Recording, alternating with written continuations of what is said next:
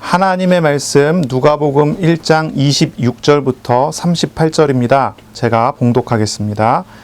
여섯째 달에 천사 가브리엘이 하나님의 보내심을 받아 갈릴리 나사렛이란 동네에 가서 다윗의 자손 요셉이라 하는 사람과 약혼한 처녀에게 이르니 그 처녀의 이름은 마리아라. 그에게 들어가 이르되 은혜를 받은 자여 평안할지어다. 주께서 너와 함께 하시도다 하니 처녀가 그 말을 듣고 놀라 이런 인사가 어찌함인가 생각하매 천사가 이르되 마리아여 무서워하지 말라. 내가 하나님께 은혜를 입었느니라. 보라 내가 잉태하여 아들을 낳으리니 그 이름을 예수라 하라. 그가 큰 자가 되고 지극히 높으신 이에 아들이라 일컬어질 것이며 주 하나님께서 그 조상 다윗의 왕위를 그에게 주시리니 영원히 야곱의 집을 왕으로 다스릴 것이며 그 나라가 무궁하리라. 마리아가 천사에게 말하되 나는 남자를 알지 못하니 어찌 이 일이 있으리이까. 천사가 대답하여 이르되 성령이 내게 임하시고 지극히 높으신 이의 능력이 너를 덮으시리니 이러므로 나실 바 거룩한 이는 하나님의 아들이라 일컬어지리라. 보라 내 친족 엘리사벳도 늙어서 아들을 배었느니라. 본래 임신하지 못한다고 알려진 이가 이미 6달이 되었나니 대저 하나님의 모든 말씀을 능하지 못하심이 없느니라.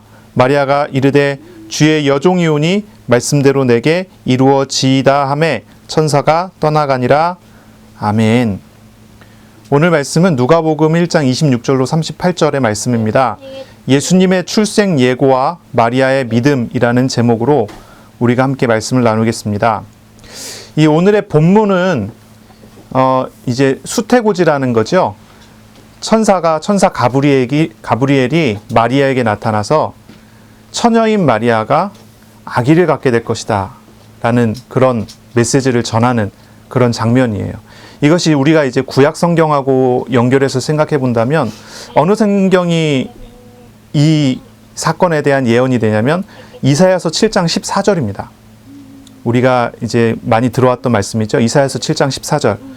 이런 말씀이죠. 그러므로 주께서 친히 징조를 너희에게 주실 것이라. 보라 처녀가 잉태하여 아들을 낳을 것이요 그의 이름을 임마누엘이라 하리라 라는 이 말씀이 있어요.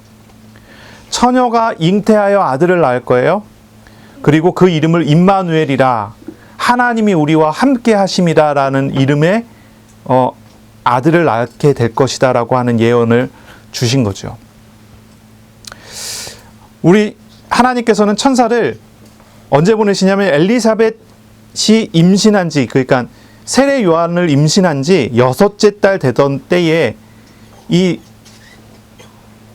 가브리엘 천사가 마리아를 찾아온 거예요. 가브리엘 천사가 처녀인 마리아를 선택한 거죠. 하나님께서 그 처녀인 마리아를 미리 정하시고 선택하시고 정한 때에 맞춰서 하나님께서 만나러 오신 거예요. 왜 처녀였을까요? 왜 처녀 마리아에게 찾아오셨을까요? 왜 그랬습니까? 그것이 굉장히 뭐라 그럴까요? 초자연적인 어떤 기적이 필요한 상황이기 때문인 거죠. 이사야서 7장 14절의 말씀, 이사야서의 말씀을 이렇게 생각해 보면 이사야서의 말씀을 처녀가 잉태하여 아들을 낳을 것이라고 하는 그 예언이 이루어졌잖아요. 그 예언이 이루어진 그 배경 상황을 보면은 조금 이해할 수 있을 것 같아요. 이스라엘이 어려움을 당해요. 이스라엘이 남유다 왕국이죠. 어려움을 당해요. 이제 곧 망할지도 모르겠어요. 큰 전쟁을 눈앞에 두고 있어요. 그런 상황인 거예요. 그런 상황에서 하나님께서 이사야 선지자를 통해서 유다 왕에게 말씀을 하세요. 징조를 구하라. 하나님께 징조를 구하라. 하나님 말씀하실 것이다. 하나님께 기도하면은 응답받을지도 모른다는 어떤 그런 소망이 있을 수도 있잖아요. 근데 왕이 그걸 거절합니다. 왜냐하면 그 왕은 하나님을 믿지 않아요. 합리적으로 생각을 하는 거예요. 현실적으로 생각하는 거예요. 지금 우리 군사가 몇 명이 있고 저 적군은 얼마나 있고 내가 여기서 살아남으려면 어떻게 해야 되고 그러면 남쪽에 있는 이집트하고 연합군을 형성해갖고 대항하면 이길 수 있지 않을까. 이런 계산을 다 하고 있는 상황에서 하나님의 말씀을 주고 하나님께 기도하라 그러고 하나님 앞에 나오라 그러니까 왕이 그걸 거절합니다. 그때 하나님께서 징조를 주시는 거예요. 처녀가 잉태하여 아들을 낳을 것이고 그 이름은 임마누엘이라 하리라. 하나님께 매달려서 기도했을 때 주신 응답이 아니고요. 이스라엘이 하나님을 거절했을 때 주신 응답이에요. 이스라엘이 회복이 돼야 되는데 이 이스라엘의 회복은요 굉장히 어렵습니다. 얼마나 어렵냐면 하나님이 주시는 징표를 보면 알 수가 있어요. 이스라엘의 회복은 처녀가 아이를 가질 만큼 불가능한 상황이라는 거예요. 하나님께서 이스라엘을 회복시키긴 회복시키실 거예요. 언제 회복시키냐? 처녀가 아기를 가질 때만큼 그런 기적이 일어났을 때, 그런 일이 벌어졌을 때 이스라엘을 회복시키겠다. 이 처녀의 잉태라고 하는 그런 어떤 약속은요, 한마디로 이제 이 절망 중에 있는 이스라엘을 구원하시고자 하는 하나님의 약속의 징표예요. 이걸 우리가 생각해 봐야 돼요. 그럼 이스라엘 입장에서 한번 생각해 보세요. 이스라엘 입장에서 하나님이 우리를 구원하실까요? 처녀가 잉태하는 게 더 쉽겠다. 이런 표현이 나올 수 있는 그런 사건이라, 그런 장면이란 말이에요. 그런데 이 말씀이 있는데, 이렇게 선포된 말씀이 있는데, 이런 선포된 말씀의 성취가 오늘 성경 본문에 나타나는 거예요. 처녀가 잉태하여 아들을 낳겠다. 오랫동안 400년 동안 성경에 기록될 만한 계시가 이루어지지 않았었다고 그랬죠. 물론 그 사이에 하나님과 동행한 사람들이 있었지만 성경에 기록될 만한 계시가 400년 동안 이루어지지 않았어요. 한마디로 어떤 암흑기가 계속 진행이 된 거죠. 그리고 난 다음에 하나님이 이제 이스라엘 회복시키기를 원하셨어요. 그래서 하나님이 하시는 방법, 그게 처녀가 잉태하여 아들을 낳는 것이에요. 지난주 우리가 읽었었던 본문이 있어요. 사가랴와 엘리사벳이 아이를 가졌어요. 그렇죠? 그 얘기를 하면서 우리가 몇 가지 얘기를 했었죠. 아이가 없었던 아브라함과 사라. 거기에게 하나님께서 아이를 주셨죠. 또 누가 있습니까? 한나. 엘가나와 한나 사이에 하나님께서 사무엘을 주시잖아요. 불가능할 것 같은 그런 곳에 하나님께서 응답을 주시고 그런 사람에게 아이를 주셔요. 그러나 마리아가 갖는 아이하고는 질적으로 뭔가 달라요. 그들은 나이가 들었지만 아이를 갖게 되는 기적이 있을 수 있어요. 나이가 들었지만 아이를 낳을 수 있어요. 하나님께서 몸을 회복시켜 주셔서 아이를 낳을 수 있어요. 자연스러운 현상일 수 있어요. 남자와 여자가 만나 결혼하여 아이를 낳는 자연스러운 현상이에요. 그런데 하나님께서 마리아에게 오셔서 하신 말씀은 그렇지 않아요. 마리아에게 이루어지는 일은 그렇지 않아요. 남자가 없어요. 처녀인 마리아가 성령으로 잉태된다고 이야기를 하는 거예요. 이거는 보통 일이 아니죠. 엄청난 기적이 일어나는 거예요. 엄청난 기적의 일들이 나타나는 거예요. 우리가 엘리사벳과 마리아를 비교해서 생각을 해봐야 되거든요. 누가가 그렇게 썼어요. 엘리사벳의 이야기를 쭉 쓰고 그 다음에 마리아의 이야기를 쭉 써요. 계속 비교될 수 있도록 대조를 막 해요. 근데 이 대조는 참 재미있는 그런 어떤 몇 가지 사실들을 우리에게 가르쳐 줍니다. 첫째는 뭐냐면 엘리사벳은 아이가 없는 아픔이 있는 사람이에요. 아이가 없는 아픔이 있는 사람. 근데 반면에 마리아는 엘리사벳과는 다르게 그런 아픔이나 그런 결핍이 없어요. 엘리사벳은요, 이스라엘의 아픔의 한 모형이 됐어요.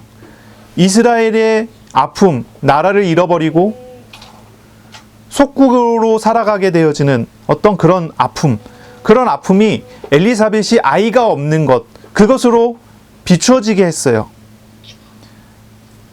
이스라엘의 결핍을 사가랴와 엘리사벳의 결핍으로 보게 해주는 거예요. 이들이 하나님을 만나서 기쁨을 얻게 되는 것, 그것이 이스라엘이 기쁨을 얻게 되는 그것과 비교가 되게 하셨어요. 하지만 반면에 마리아는 전혀 달라요. 마리아는 그런 이스라엘의 모형이 아니에요. 마리아는요, 어린 처녀예요.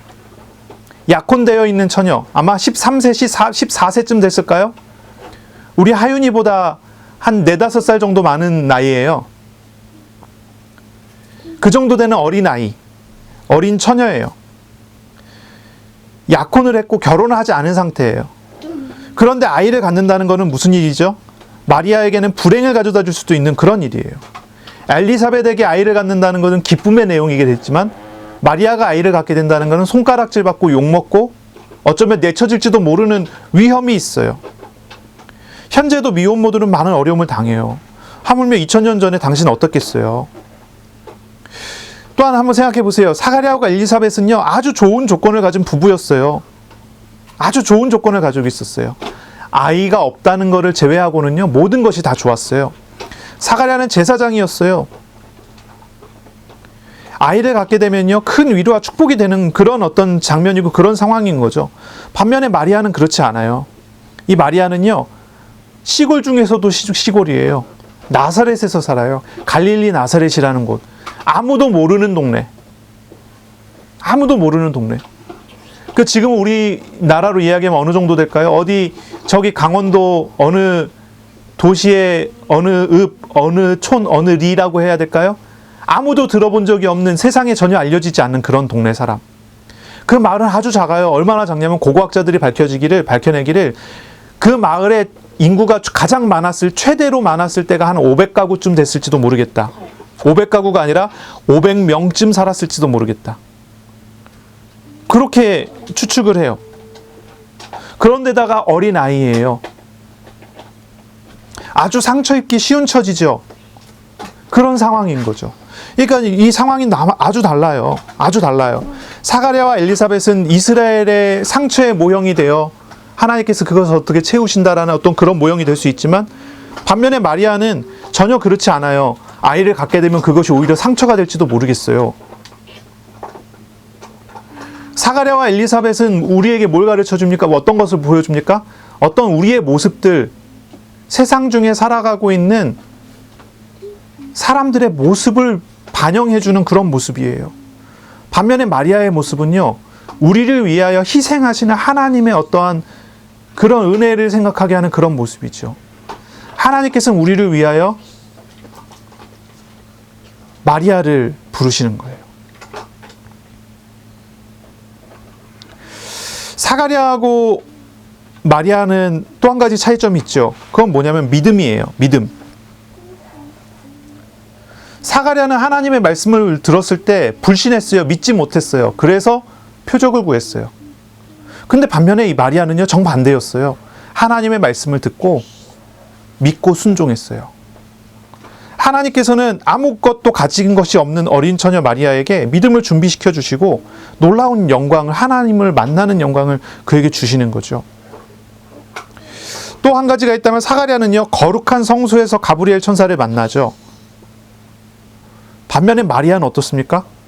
갈릴리 나사렛의 시골에서 가브리엘 천사를 만나요. 너무나 놀랍고 다른 그런 모습이죠.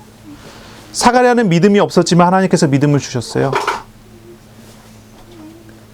마리아는 믿음을 가지고 있었고 그 믿음을 하나님께서 더 확실하게 세워주셨어요. 이 믿음이라는 것이 굉장히 중요해요. 하나님께서 왜 처녀를 부르셨냐 하면 그것이 우리가 구원받을 다른 방법이 없기 때문이지요. 하나님께서 처녀를 부르셔야 될 만큼 우리가 가지고 있는 죄와 우리가 가지고 있는 비참함의 정도라는 것이 일반적인 자연적인 방법으로는 해결할 길이 없기 때문에 처녀가 잉태하여 낳는 아들이 필요했던 거예요. 하나님이 우리와 함께 하시길 원하세요. 그런데 하나님이 어떤 사람과 함께 하십니까? 죄가 없는 사람과 함께 하세요. 하나님이 함께하는 사람은요, 그런 사람이어야 돼요. 그런데 죄가 없는 사람이 없어요, 세상에. 그래서 하나님의 방법은 뭐냐면, 하나님의 방법은 죄인들과 함께하기 위해서 하나님이 인간의 모습으로 오시는 거예요. 그래서 남자가 낳는 아들이 아니라 처녀가 낳는 아들로 우리에게 주시는 은혜가 우리에게 오는 거죠.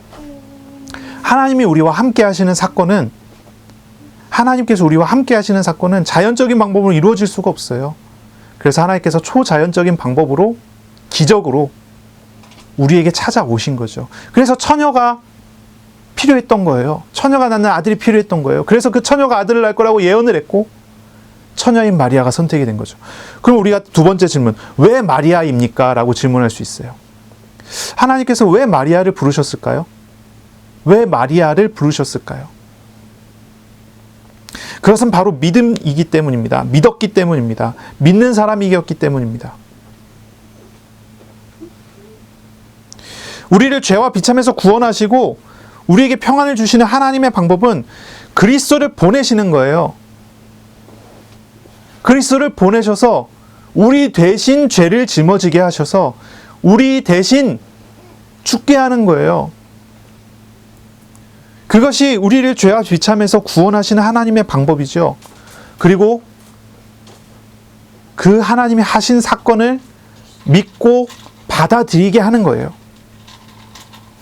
그것이 우리가 구원을 받는 방식이죠. 방법이죠. 하나님께서 모든 것을 행하시고 우리는 그것을 믿는 것입니다. 마리아는요, 이런 믿음을 가진 사람이었다는 거죠. 이런 믿음을 가진 사람이었다는 거죠. 믿음이에요. 사가랴하고 엘리사벳도요, 흠이 없는 사람이었고요, 의인이었고요, 하나님 보시기에 율법을 잘 지켜서 행하는 사람이었어요. 그렇죠? 그래서 그들을 먼저 부르셔서 주의 길을 예비하게 하신 거예요. 근데 믿지 못하니까 어떻게 하죠? 믿음을 표적을 통해서 가르쳐 주시고 알게 하셨어요. 마리아는 부름 받는데 마리아의 부름의 장면들을 보니까요, 마리아는요, 주님의 부르심에, 주님의 말씀에 믿음으로 순종하고 받아들이고 따라가는 거예요. 그 모습을 우리에게 보여주죠. 어떤 사람이 은혜를 받아 누릴 수 있습니까? 어떤 사람이 죄와 비참에서 구원을 받을 수 있습니까? 어떤 방식으로도 은혜를 받는 것이 사실은 불가능하고, 어떤 방식으로도 죄와 비참한 상태에서 구원을 받는 것이 불가능합니다. 하지만 단 한 가지의 방법을 하나님께서 우리에게 주신 것이 믿음이라는 거예요. 믿음. 이 믿음은 뭡니까? 우리가 하지 않는다는 거예요. 내가 하지 않는다는 거예요. 하나님께서 하신다는 거예요.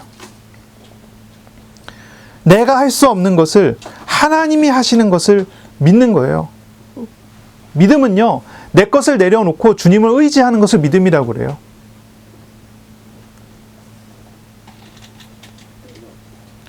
마리아가 바로 이러한 사람이었다는 거죠. 자기 것을 가지고 내세우지 않고, 자기 말을 내세워서 말하지 않고, 하나님이 말씀하시면 순종하여 듣고 주님을 따르는 사람. 이 사람이라는 거예요. 역사상 많은 사람들이 있었어요. 역사상 많은 사람들이 있었어요. 하나님과 365년간 동행하다가 하늘로 올라갔었던 에녹 같은 사람도 있고요. 믿음의 조상인 아브라함 같은 사람도 있고요. 100배의 결실을 맺은 이삭 같은 사람도 있고요. 위대한 왕이었었던 다윗 같은 사람도 있어요. 전무후무한 사람들이 많이 있었어요. 그런데 그 어떤 사람보다도 가장 축복받은 한 사람이 이 마리아예요. 그리고 그 마리아는 한 가지 특징이 있다면 하나님을 믿는 믿음의 사람이었다는 거죠. 믿음의 사람. 어떤 사람을 하나님께서 부르실까요? 어떤 사람을 하나님께서 쓰실까요? 우리 어린이들 생각해 보세요. 우리 어린이들 하나님 쓰임받고 싶죠. 하나님 인도받고 싶죠. 우리 어른들도 마찬가지예요. 회사 나가서 하나님과 동행하고 하나님이 주시는 도우심 받고 하나님의 인도하심 받고 하나님의 쓰임 받고 싶잖아요. 어떤 사람 하나님께서 쓰신다고요? 믿음 있는 사람이에요. 믿음 있는 사람. 제가 예전에 공부할 때, 학생 때 어떤 사람 그런 얘기를 해요. 공부 잘하는 사람 하나님 쓰신대요. 공부 열심히 하래요. 생각해 보래요. 공부 열심히 해갖고 공부 잘하면 하나님께서 크게 쓰실 수 있고, 공부 안 하고 놀러 다니고 막 이렇게 하면 하나님께서 크게 쓰실 수 없지 않겠냐고. 맞나요? 맞는 말일까요? 어떤 사람은요, 이런 얘기예요. 성품이래요. 공부도 아니고 성품이래요. 좋은 성품 가진 사람 하나님께서 크게 쓰실 수 있지 않겠네요. 성품이 나쁘면 하나님께서 쓰실 수 없지 않겠네요. 그게 발목 잡을 거라는 거예요. 맞나요? 예전에 제가 이제 신학교 4학년 다니면서 이제 신대원 공부해야 되잖아요. 신학대학원 입학해야 되잖아요. 굉장히 힘들어요. 지금은 뭐 경쟁률이 많이 낮아졌다고 하는데, 예전에 제가 이제 신대원 생각하면서 준비하고 공부했을 때는 제가 한 1년 정도 공부했었는데, 막 경쟁률이 꽤 됐거든요. 제가 장신대 이제 공부했을 때, 장신대 300명을 뽑아요. 300명을 뽑는데 경쟁률이 5대1 그러거든요. 5대1이면 몇 명이 오는 거예요? 1500명이 오는 건가요? 1500명이 시험을 응시해요. 그 1500명 중에 2수, 3수, 4수 한 사람도 있어요. 그러니까 이제 장신대에 이제 입학을 하려면 공부를 굉장히 열심히 해야 되거든요.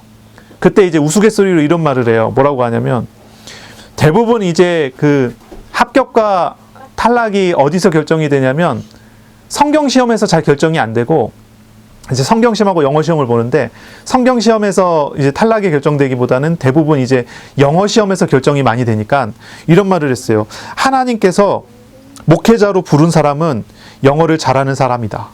뭐 이런 얘기를 했어요. 영어를 잘하는 사람을 하나님께서 부르시는 거다. 영어를 못하는 사람은 소명을 못 받았을지도 모른다. 이런 우스갯소리를 했어요. 다들 그게 우스갯소리인 줄 알아요. 근데 진짜로 그런가요? 아니, 제 우스갯소리지만 이 얘기를 하는 거예요. 정말인가요? 부르심이 영어로 달라지나요?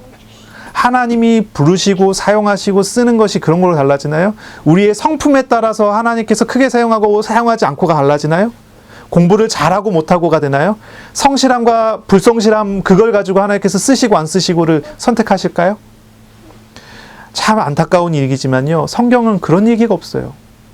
그런 표현이 없어요. 그런 이야기가 없어요. 오히려 하나님께서 사용하신 사람들을 보면요, 연약한 사람을 불러서 온전해 보이는 사람을 부끄럽게 하시는 방식으로 하나님 일을 하셨어요. 사사기를 보세요. 멀쩡한 사람 많은데 왼손잡이 에훗, 뭐예요? 한편 손 마른 자, 오른편 손 마른 사람, 오른쪽 손이 불구된 사람, 그 사람 쓰세요. 뛰어난 가문에 뛰어난 교육을 받은 사람 많은데 하나님 그런 사람 부르지 않아요. 기드온 같은 사람 부르세요. 기드온은요, 우리나라로 얘기하면은 장군의 아들 같은 사람이에요. 장군의 아들 누구죠? 깡패. 종로 뒷골목에서 깡패 일하던 사람. 기드온이 그런 사람이에요. 근데 하나님 왜 그런 사람 불러서 쓰셨을까요? 여사사 드보라. 힘세고 능력 많은 남자들 많은데 하나님께서 여사사 드보라 쓰세요. 그게 하나님의 방식이었어요. 하나님의 일이었어요. 능력이 많다고 그것이 하나님께 쓰임받는 게 아니에요. 뭔가 대단한 힘을 가지고 있다고 그것이 하나님께 쓰임받는 그런 내용이 아니란 말이에요. 물론 반대로 능력이 많고 힘도 있고 좋게 된 사람도 쓰임받은 사람들이 있죠. 그런 게 기준이 아니란 말이에요. 못한 사람을 쓰신다도 아니고 잘한 사람을 쓰신다도 아니에요. 하나님의 사용하실 만한 하나님의 기준은 믿음이라고요. 우리 어린이들이 자라나면서 믿음이 준비돼야 돼요. 우리 어른들 회사에 나가서 일하고 사람들 만나고 할 때요, 뭘 준비돼야 됩니까? 믿음이 준비돼야 돼요. 이 믿음이 뭐라고 그랬죠? 내 것을 말하지 않고 내 생각을 말하지 않고 하나님의 생각과 하나님의 마음으로 채워 하나님을 따라가는 사람, 하나님께 순종하는 사람, 그런 사람 하나님 부르신단 말이죠. 하나님께서는요, 어떤 육신적인 기준으로도 우리를 인도하시는 것이 아닙니다. 단 한 가지의 기준은 믿음이라는 거예요. 믿음. 그러면 다른 것이 쓸데없는 겁니까? 공부 잘하는 거, 성실한 거, 좋은 성품 갖는 거, 이런 거 쓸데없는 건가요? 건강한 거, 이런 거 쓸데없는 건가요? 아니에요. 그런 거는요, 부차적인 거라는 거지 쓸데없다는 얘기는 아니에요. 부차적인 거예요. 이런 다른 어떤 기준들은요, 믿는 자에게 주시는 하나의 어떤 도구들이 되는 거죠. 하나님의 어떤 선물이 되기도 하고요. 예를 들면 이런 거예요. 하나님께서 믿는 자에게 지혜를 주신다. 솔로몬이 믿었기에 하나님의 지혜를 누렸지, 솔로몬이 지혜로웠기 때문에 하나님의 쓰임받는 게 아니에요. 다윗이 전쟁을 잘했기 때문에 쓰임받은 게 아니에요. 다윗은 믿음으로 살아가면서 하나님의 강하심을 힘입어 살아갔다고요. 그건 하나님이 주신 하나의 선물이 됐어요. 좋은 성품? 뭐 그런 좋은 성품 못 가질 수도 있어요. 성경 안에 좋은 성품 못 가진 사람도 많아요. 그런데 하나님과 동행하다 보면 좋은 성품의 삶도, 좋은 성품의 생활도 그에게 따라오게 되는 것을 보게 되죠. 이런 것을 우리가 생각해 봐야 돼요. 난 이래서 한데 저래서 한데가 아니에요. 우리는 한 가지 질문부터 시작하는 거예요. 나는 하나님 앞에 바른 믿음이 있는가? 여기서부터 시작하는 거예요. 내가 믿음으로 시작해야 되겠구나. 이것이 우리에게 있어야 되는 거예요. 공부하는 학생은요, 공부할 때 하나님께 기도하면서 해요. 하나님, 이것이 나의 우상이 되지 않고, 이것이 나의 기준이 되지 않고, 이것이 나를 얽매는 어떤 문제가 되지 않고,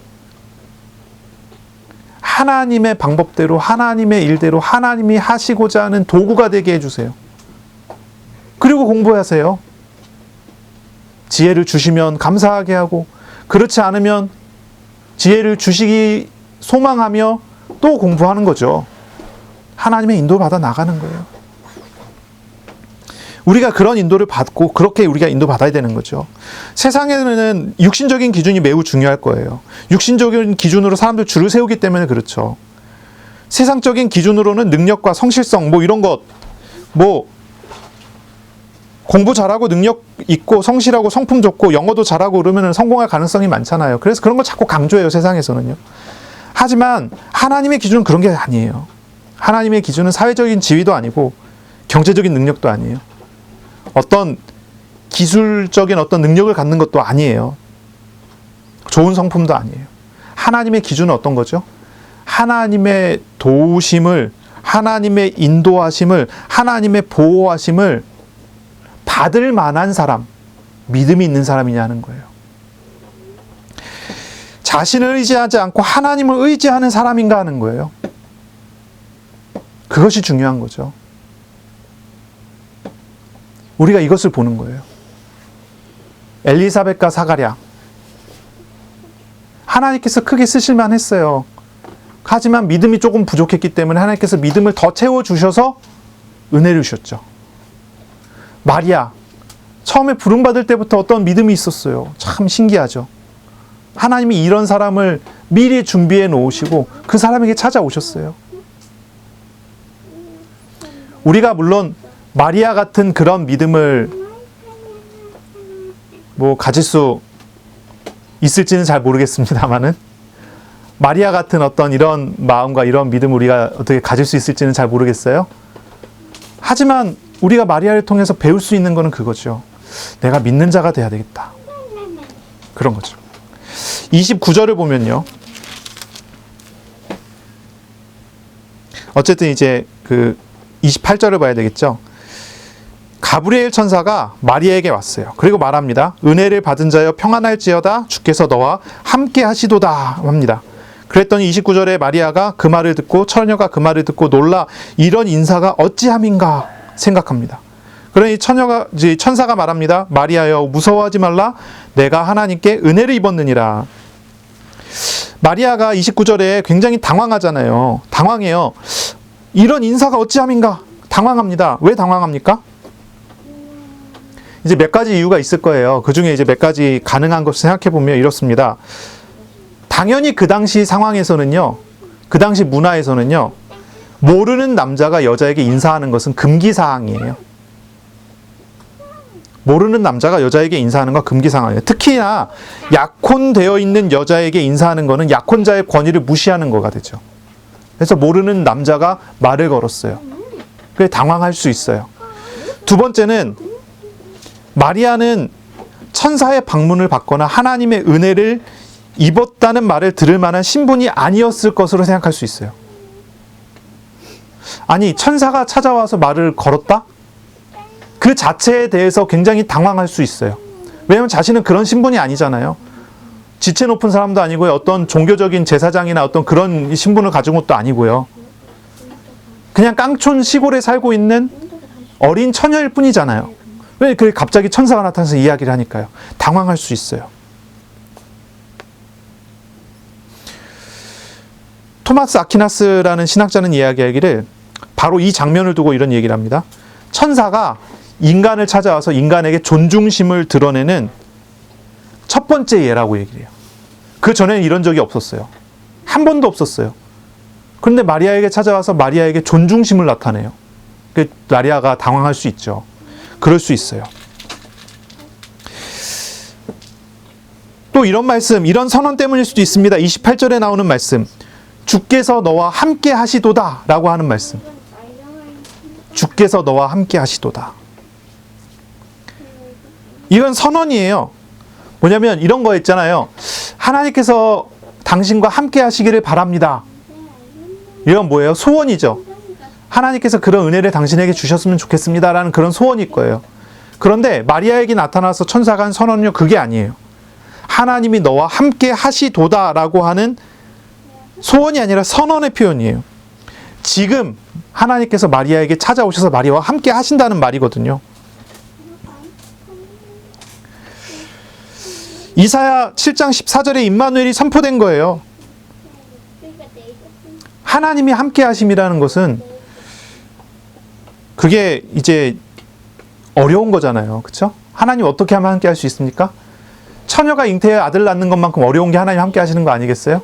그렇게 되어져야 하나님이 함께 하시는 일이 나타나지 않겠어요? 하나님이 주시는 초자연적인 기적, 기적적인 은혜가 아니면 하나님과 동행하는 것 자체, 하나님과 함께하는 것 자체가 불가능하다는 것을 마리아가 알았을 겁니다. 그러니 자신에게 어떤 그런 기적이 일어났다는 것을 알고 당황했을 겁니다. 마리아는 분명히 바리새인처럼 율법을 다 지켜서 행하는 금욕주의자가 아니었잖아요. 마리아는 높은 부와 명예를 자랑하는 랍비와 같은 학자도 아니에요. 그리고 유대교 사회에서 주인공처럼 활동할 수 있는 지도자도 아니에요. 아주 소외된 지역에 작은 어린아이, 특히 여자, 이제 약혼이 돼 있다 그러면요, 이제 자기는 이제 결혼하면은 자기가 없어지게 되잖아요. 이제 그런 상황이 되는 거예요. 뭐 그때 당시에 뭐 남녀 평등이라는 게 있었습니까? 그렇지 않잖아요. 유대 사회는 더 특히나 그랬거든요. 이런 상황. 그런데 하나님께서 천사를 보내셔서 말씀을 하니 그것도 굉장한 존중을 보여주니 이거 굉장히 당황할 만한 일이 아니었겠어요? 마리아는 당황했을 뿐만 아니라 매우 두려워했던 겁니다. 30절에 천사가 이르되 마리아여 무서워하지 말라. 무서워하다라는 말, 두려워한 거예요. 이 두려움이라는 단어가 디아타라세인이라고 하는 단어인데요. 무섭다, 두렵다고 하는 단어들, 헬라어 단어들 중에 가장 강한 어조의 단어 중에 하나예요. 그러니까요, 마리아가 당황하면서 두려움을 느꼈는데 어느 정도 두려움을 느꼈냐면 너무 무서운 거예요. 하여튼 그런 두려움을 느낀 거죠. 그런 상황. 아마 작고 어린 마리아에게 너무나 높고 영광스러운 빛이 갑자기 비추게 되니까요, 마리아가 굉장히 두려워했던 것 같아요. 근데 그런 두려운 모습 보고 이 가브리엘 천사는요, 마리아를 직접적으로 그리고 인격적으로 마리아를 달래줍니다. 달래줘요. 30절에 천사가 이르되 마리아여 무서워하지 말라. 내가 하나님께 은혜를 입었느니라 이야기해요. 마리아의 이름을 직접 지칭해 가면서 말합니다. 하나님께 은혜를 입었다고 이야기합니다. 이 천사는요, 마리아의 두려움과 당황에 대해서 하나님의 뜻과 하나님의 행하신 일을 설명하면서 마리아가 두려움에서 벗어날 수 있도록 도와줘요. 그냥 명령하고 끝나는 것이 아니라 굉장히 인격적으로 대해주시죠. 하나님께서 마리아와 함께 하시는 것, 그것은 하나님의 은혜를 입었기 때문이라고 가르쳐 주세요. 너는 하나님의 은혜를 입은 사람이다. 이걸 가르쳐 주세요. 그리고 31절에 보라 내가 잉태하여 아들을 낳으리니 그 이름을 예수라 하라 이야기합니다. 천사는요, 아이의 이름을 애 아빠가 아니라 엄마가, 마리아가 짓도록 지시를 하죠. 유대 사회에서 이름 짓는 일은 보통 아내의 일이 아니잖아요. 그런데 마리아가 짓도록 해요. 그리고 그 이름을 지시해 줍니다. 하나님이 구원하신다라는 그런 이름을 붙이라고 지시를 해줘요. 하나님께서 구원하신다라고 하는 이름. 그리고 그분이 어떤 분인지, 하나님이 구원하시는 그분이 어떤 분인지를 설명하기 시작합니다. 32절부터 5가지의 선언이 나타납니다. 그가 큰 자가 되고, 이 예수라는 분은요, 큰 자가 될 거예요. 이 큰 자라는 거는요, 그냥 키가 작고 크고 하는 그런 큰 게 아니죠. 그런 큰 게 아니에요. 어떤 사람이 상대적으로 더 크고 어떤 사람이 상대적으로 작다 하는 그런 큰 게 아니에요. 이거는 절대적인 그런 표현이에요. 큰 자가 되고. 이 예수님은요, 아주 크신 분이라는 거예요. 아주 크신 분으로 나타날 거예요. 아주 크신 분으로 보여지고 나타날 거예요. 큰 자가 되고. 두 번째는 지극히 높으신 이의 아들이라 일컬음을 받을 것이며, 지극히 높으신 이는 누구십니까? 유일하신 참 하나님이잖아요. 이 예수님은 하나님의 아들이에요. 하나님의 아들로 부름을 받을 것이고, 하나님의 아들이라 이야기할 것이고, 세 번째, 하나님께서 그 조상 다윗의 왕위를 그에게 주시리니. 다윗의 왕위를 받는 사람, 왕이 될 것이라고 얘기하죠. 왕이 돼요. 다윗의 왕위를 이어받을 사람, 메시아라고 하는 거예요. 이분은 하나님의 아들이면서 동시에 이분은 메시아예요. 메시아, 약속된 구원자예요. 네 번째는요, 아들은 영원히 왕으로 다스릴 거예요. 영원히 야곱의 집을 왕으로 다스릴 것이며, 이스라엘을요, 영원히 다스릴 거래요. 영원히. 이건 세상 나라가 아니죠. 세상 나라를 얘기하는 게 아니죠. 하나님의 나라를 다스리시는 분이라는 거예요. 영원한 나라를 다스리시는 분.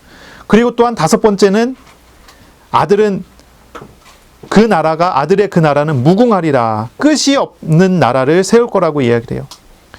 우리가 잘 알지만 영원성이라는 것은 하나님의 속성 중에 하나죠. 오직 하나님의 나라만이 영원하다는 것을 우리는 알고 있어요. 이 다섯 가지 선언을 통해서 하나님은 마리아에게 분명히 가르쳐 주시고 분명히 설명해 주세요. 마리아에게 잉태하여서 태어나실 분이 아들 하나님이라는 것을 가르쳐 주세요. 이분이 그리스도 메시아라는 걸 가르쳐 주세요. 이분이 하나님의 나라를 세우고 그 나라를 영원토록 세우시는 분이라는 것을 확실하게 가르쳐 주세요. 바로 이 예수님은요, 우주 만물보다도 더 크신 분이시며 삼위일체 하나님의 제2위격인 아들 하나님이시며 자기 백성을 죄에서 구원하시고 하나님의 나라를 세우시며 영원히 통치하실 분이라는 것을 가르쳐 주세요. 이 너무나도 크고 놀라운 소식이 이 마리아에게 전해진 거예요. 처음에 이 말씀을 들을 때 당황하며 두려워했던 이 마리아는요, 이 소식을 듣고, 이 이야기를 듣고 천사가 하는 말을 듣고 믿음으로 나아가게 되죠. 믿음으로 나아가게 됩니다. 이 말을 듣고 난 다음에 마리아가 천사에게 물어봅니다. 34절에 마리아가 천사에게 말하되 나는 남자를 알지 못하니 어찌 이 일이 있으리이까. 이 마리아가 표적을 구하는 거죠. 마리아가 표적을 구해요. 나는 남자를 알지 못하는데 어떻게 이런 일이 있을 수 있습니까? 라고 물어봐요. 사가랴는 믿지 못해서 표적을 구했잖아요. 그래서 그 표적으로 말 못하게 하겠다라고 했잖아요. 근데 마리아는요, 믿음으로 그 표적을 구해요. 나중에 45절에 보니까 이런 이제 구절이 있어요. 주께서 하신 말씀이 반드시 이루어지리라고 믿은 그 여자에게 복이 있도다. 그러니까요, 마리아는요, 그 이야기를 듣고 그 소식을 듣고 천사의 말을 듣고 믿은 거예요. 마리아는 처음부터 믿었어요. 받아들였어요. 자기 의견과 자기 생각이 아니에요. 주님의 생각이 자기 생각이 됐고 주님의 말씀이 자기 마음이 됐어요. 그것을 받아들입니다. 믿습니다. 이 가브리엘은요, 마리아가 구한 표적, 믿기 때문에 증거를 달라고 했던 그 표적에 대해서 대답을 합니다. 그 표적을 주죠. 35절에부터 보면요, 천사가 대답하여 이르되 하면서 이제 이 천사의 말이 나오죠. 천사가 대답하여 이르되 성령이 내게 임하시고 지극히 높은 이의 능력이 너를 덮으시리니 이러므로 나실 바 거룩한 일은 하나님의 아들이라 일컬어지리라 했어요. 여기 이제 덮는다는 표현이 있어요. 성령이 임하고, 그러니까 이제 마리아가 받을 표적이 뭡니까? 어떻게 마리아가 이 믿음을 더욱 확신할 수 있습니까? 성령이 임해야 합니다. 또한 두 번째, 지극히 높으신 이의 능력이 덮습니다. 덮는다는 말은 종말의 어떤 표현이라고 할 수 있는데요. 종말의 선언이라고 해야 되나요? 광야에서 성막 위에 구름이 덮었잖아요. 그것을 생각하게 하는, 그것을 생각나게 하는 그런 단어, 그런 표현이 여기서 나와요. 하나님이 임하시고 하나님의 능력이 마리아의 삶과 현실을 덮으시면 마리아가 그것을 통해서 확신할 수 있게 됩니다. 우리가 현장에서 살아가는데 하나님이 우리와 함께 하시는 우리가 어떻게 할 수 있습니까? 어떻게 경험할 수 있습니까? 하나님이 나와 함께 하시고 하나님의 능력이 나를 덮으시는 것. 우리의 믿음에 대하여 하나님께서는요, 이런 복을 주시기에 우리는 거기서 확신하고 믿음으로 살아가게 되는 거죠. 그것을 경험하게 될 것이라는 거예요. 성령의 임하심을 경험하게 되고 하나님의 능력이 우리의 삶을 덮으시는 것을 경험하게 되는 것입니다. 그리고 하나님께서 말씀하신, 이 천사를 통해 하나님께서 말씀하신 두 번째 표적은요, 엘리사벳의 임신입니다. 엘리사벳의 임신. 36절에 나오죠.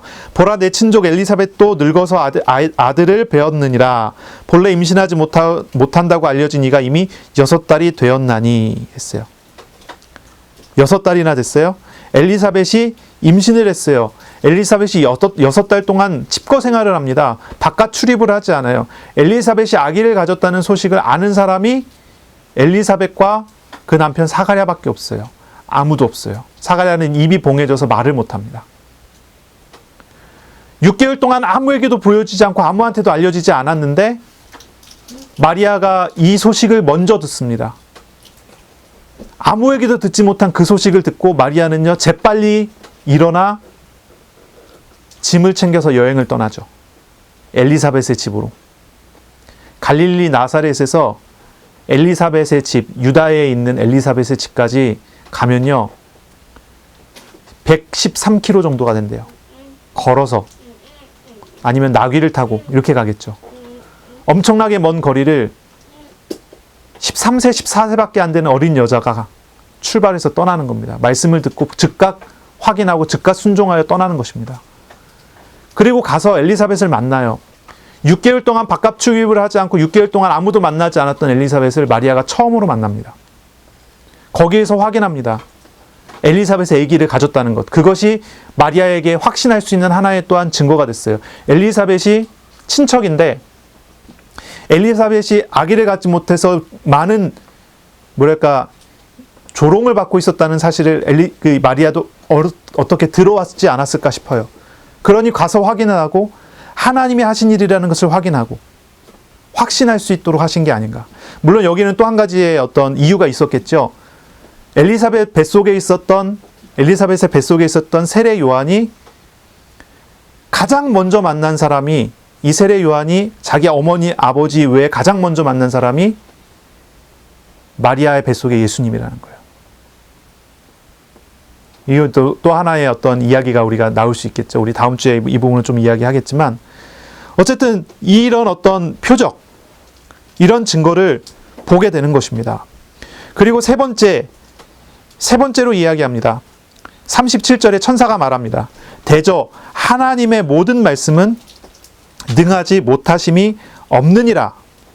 하나님의 모든 말씀은 능하지 못하심이 없느니라라고 하는 그런 이야기를 듣습니다.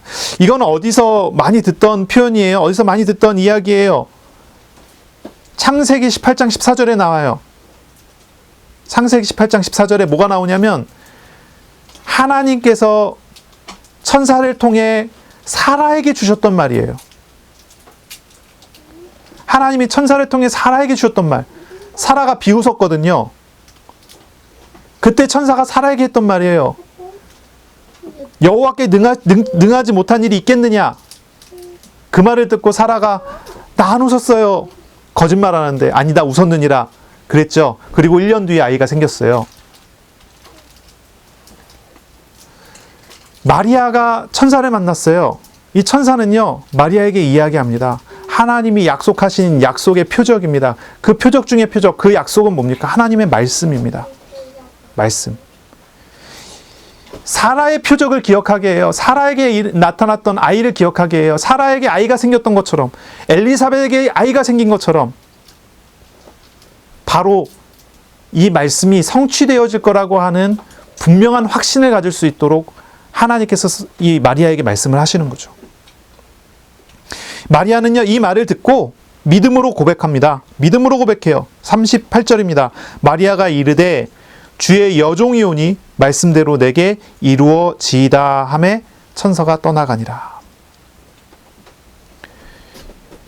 마리아는요, 자신을 하나님의 여종이라고 고백을 해요. 여종. 여종이라는 말은요, 어떤 말입니까? 완전히 하나님의 뜻에 순종하겠다는 의미예요. 여종이라는 말의 표현 자체가 하나님의 목적에 완전히 복종하겠다고 하는 그런 표현으로 이야기하는 거예요. 하나님, 제가 그 말씀을 따르겠습니다 정도가 아니라 나는 주님의 여종입니다. 나는 내 생각을 내려놓겠습니다. 나는 내 판단도 내려놓겠습니다. 내 재산도 없습니다. 내 건 아무것도 없다고 하겠습니다. 이제 하나님만을 믿겠습니다. 하나님만을 따르겠습니다. 라고 하는 그런 믿음의 고백이죠. 마리아는요, 자신의 생각과 판단을 다 내려놨어요. 마리아는 미혼모가 가지게 될 사회적인 평판이나 삶의 위협에 대해서 무지하지는 않았습니다. 분명히 그렇죠. 마리아는요, 이미 정혼자가 있는 상태예요. 약혼자가 있는 상태예요. 마리아는 이미 약혼자가 있는 상태에서 결혼의 날짜를 기다리는 사람이기 때문에 자신의 상황을 잘못 판단했을 리는 없어요. 하지만 이 마리아는요, 여러 가지 위험성에도 불구하고 하나님의 말씀을 듣고 하나님의 말씀을 의지하면서 하나님의 말씀을 믿음으로 받아요. 이게 하나님의 주신 은혜를 받은 마리아라는 사람이에요. 마리아라는 사람. 믿음은요, 신념이나 고집이 아니에요. 간혹 사람들이 착각을 해요. 믿음을 갖는다는 말을 고집을 부린다는 말로 그렇게 착각을 하는데, 믿음은 고집 부리는 게 아니에요. 신념은 자신의 마음을 더욱 굳세게 하는 거죠. 확신한다 그런 건 뭐예요? 확신. 자신의 마음을 더욱 굳게 세우는 거죠. 흔들리지 않도록 만든다는 거죠. 그런데 성경적인 믿음은 그렇지 않아요. 자신의 마음을 굳세게 만드는 게 아니라 자신의 마음을 내려놓는 거예요.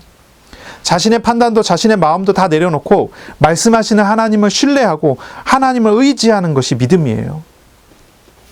그렇기 때문에 믿는 사람은 기도하는 사람이에요. 믿는 사람은 기도하는 사람이에요. 기도하지 않으면 자신의 마음을 내려놓을 수 없어요. 기도하지 않으면 하나님의 마음을 배울 수가 없어요. 기도하지 않으면 하나님과 통하지 않아요.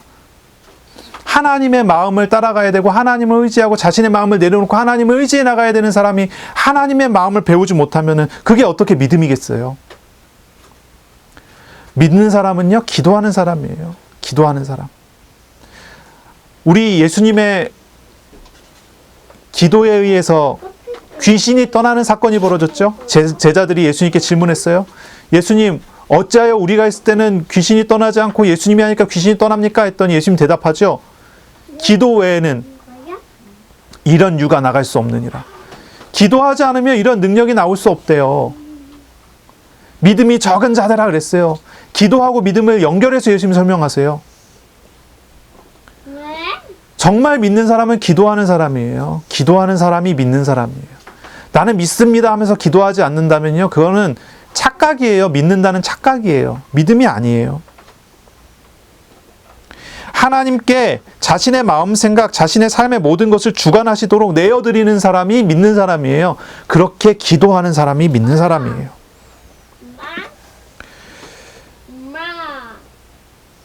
말씀하시는 하나님을 신뢰하고 기대하고 삶의 모든 것을 주관하시도록 내어드리고 주님과 동행하는 사람, 그 사람이 믿음의 사람인 것입니다. 여러분의 공부하는 자리에서 또 일하는 자리에서 가정에서 기도하는 사람 되시기 바랍니다. 하나님께 우리 자신을 맡기고 내어드리고 하나님께서 하시도록 우리 자신을 하나님께 드리는 그런 삶을 사시기 바랍니다. 믿는 사람은요, 두 번째, 믿는 사람은요, 나를 사랑하시는 하나님을 신뢰하는 사람입니다. 내가 나에게 손해가 되는 일이 나타난 것 같을지라도 믿음으로 순종하는 사람입니다. 나를 사랑하시는 하나님이 나에게 선한 일을 하실 거라고 믿기 때문에, 그렇게 하나님을 신뢰하기 때문에 내가 손해보더라도 순종해요. 이게 믿는 사람이에요. 첫 번째는 믿는 사람은 기도하는 사람이라고 그랬죠. 두 번째 믿는 사람은요, 순종하는 사람이에요. 마리아는 하나님과 소통했어요. 이게 기도죠. 마리아는요, 가브리엘 천사와 소통했어요. 이게 기도예요. 그리고 마리아는요, 자신에게 손해가 될 것 같아 보이는 일이라도 순종했어요. 이게 믿음이에요.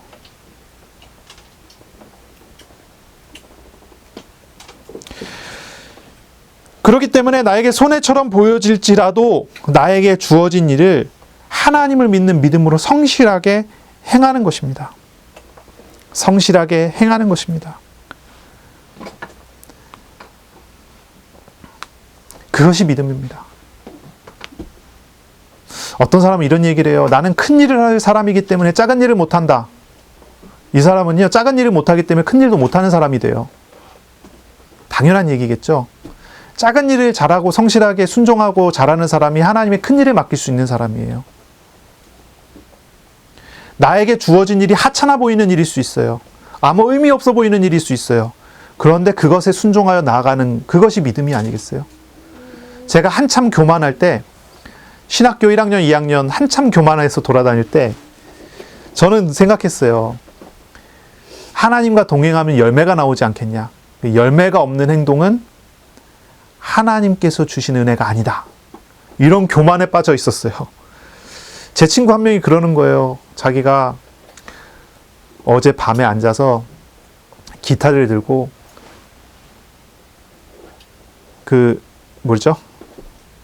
찬송책을 갖다가 놓고 한 장씩 한 장씩 넘겨가면서 기타를 치면서 찬양을 하나님을 만나고 하나님께 영광 돌리는 찬양을 했대요. 얼만큼 찬양을 했냐면 자신의 모든 힘이 다 빠져나가서 손가락 하나 까딱할 수 없을 때까지 자신의 모든 힘을 다 들여갖고 하나님께 찬양을 했대요. 골방에 앉아서.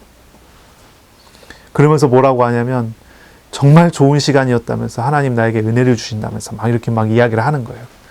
제가 그 옆에서 너 그런 찬양을 해갖고 어떤 열매가 있었냐, 전도가 됐냐, 아니면 어떤 바깥에 하나님께서 주신 선한 영향력이라는 게 나타난 게 있냐, 너가 그냥 골방에 들어가서 혼자 자기 만족한 거 아니냐, 내가 생각했을 때는 하나님께서 내게 은혜 주신 게 아니라 너 스스로 그냥 자기 만족한 것 같다. 제가 얼마나 교만했으면 하나님 나에게 지금 주신 작은 것, 아무 의미 없어 보이는 것일지라도 하나님 나에게 허락하신 그 작은 것에 순종하여 자기 자신의 온 힘을 담아서 전력으로 달려가는, 그게 하나님의 일인데 전 너무 교만했던 것 같아요. 그때 그것이 하나님의 일이라고 생각을 안 했단 말이죠. 얼마나 교만하니까 판단하고 막 이랬단 말이에요. 우리가 그러면 안 되겠죠. 아무 의미 없어 보이는 일일 수 있어요. 아무런 가치 없어 보이는 일일 수 있어요. 근데 그렇지 않아요. 하나님 나에게 오늘 허락하신 어떤 것이 있다면 그것을 통해 그것과 함께 하시는 하나님을 만나면 돼요.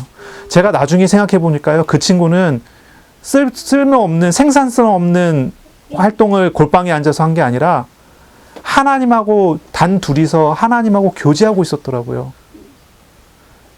오히려 제가 밖에 나가고 전도해서 복음 전하고 예수님 영접하고 막 그런 일 한 제가 오히려 훨씬 생산성이 없었더라고요. 하나님과 동행함을 누리지 못하고 하나님과의 인격적인 교제와 교류가 되지 않고 하나님을 어떤 도깨비 멍멍이처럼 사용하는 제가 잘못된 거더라고요. 나중에 생각해 보니까. 우리가 이런 부분을 생각하는 거예요. 하나님을 정말로 믿는 사람은요, 하나님 나에게 오늘 허락하신 일을 하나님과 함께 동행하며 성실하게 해나가는 사람이에요. 공부하는 학생은요, 앉아서 책 한 줄 더 읽는 것이 하나님과 동행하는 방식이에요.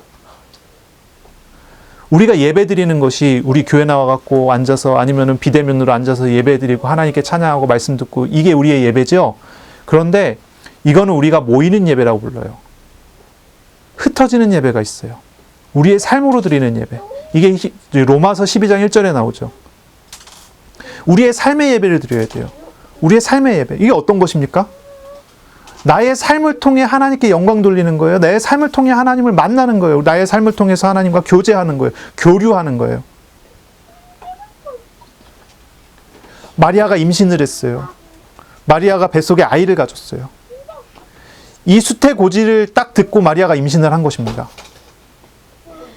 엘리사벳이 임신한 지 6개월째 됐던 때 아이를 가졌어요.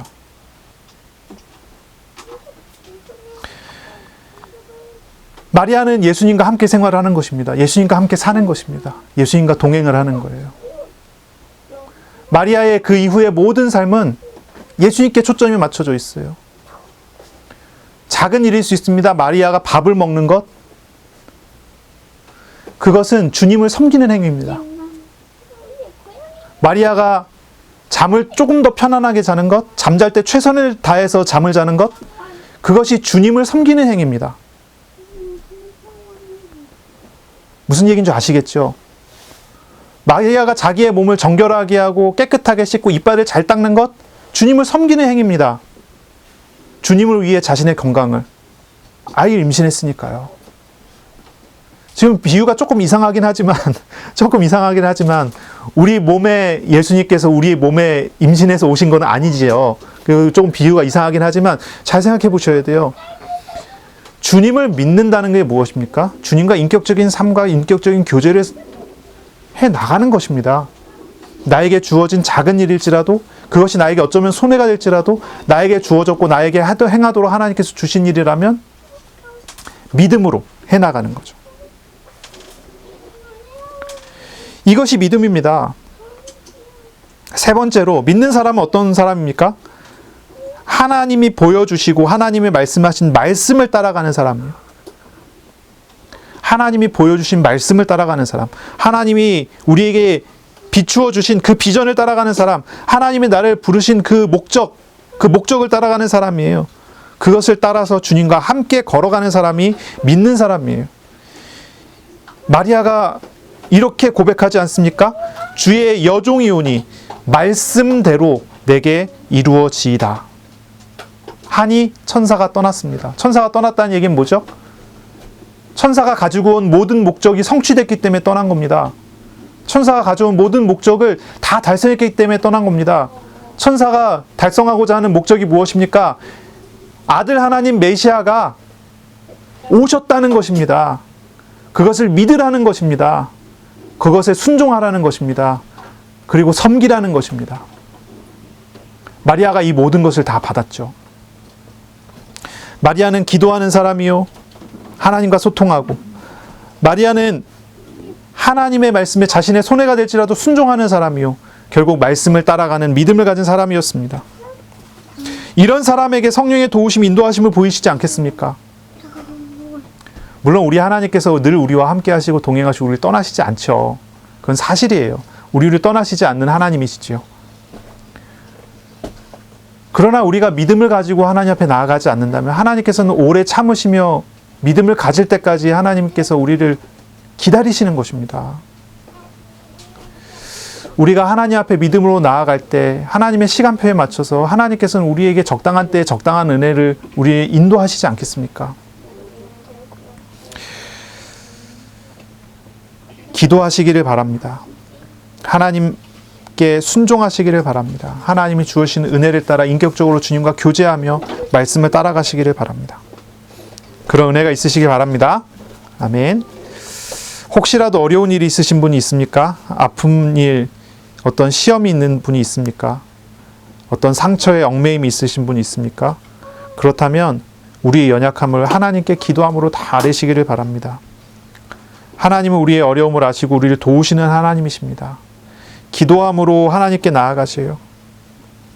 주님께서 우리의 마음과 생각을 지켜주실 것입니다. 그리고 주님의 말씀을 구하시기 바랍니다. 말씀을 따라가세요. 우리의 오늘 주어진 일 속에서 하나님과 동행하기 시작하세요. 우리에게 있는 아픔과 어려움이 있다면 그것을 우리에게 기쁨으로 바꿔주시고 우리에게 즐거움으로 바꿔주실 것입니다. 마리아는 손해보는 것 같은 임신을 했죠. 그런데 그것은 손해보는 것 같은 임신이 아니고요. 영원한 하나님의 나라, 영원한 하나님과 함께하는 놀라운 은혜의 시간이었어요. 우리의 삶, 하나님께서 우리를 인도하시는 하나님이 우리를 지켜주실 것이에요. 그것을 따라가시기를 바랍니다. 우리를 비천한 데서 높이시는 우리 하나님을 믿으시기를 바랍니다. 기도하겠습니다. 하나님 아버지, 마리아에게 찾아오신 하나님, 마리아에게 믿음을 세워주시고 인도하신 하나님, 우리 사랑하는 하나님의 사람들, 하나님의 은혜를 입은 하나님의 사람들에게 복을 내려 주옵소서. 믿음으로 기도하며 믿음으로 순종하며 믿음으로 말씀을 따라가는 믿음의 사람들 다 되게 하여 주옵소서. 예수님의 이름으로 기도합니다. 아멘. 우리 구주 예수 그리스도의 은혜와 하나님의 사랑하심과 성령의 교통하심이 이제로 영원까지 항상 함께 있을지어다. 아멘.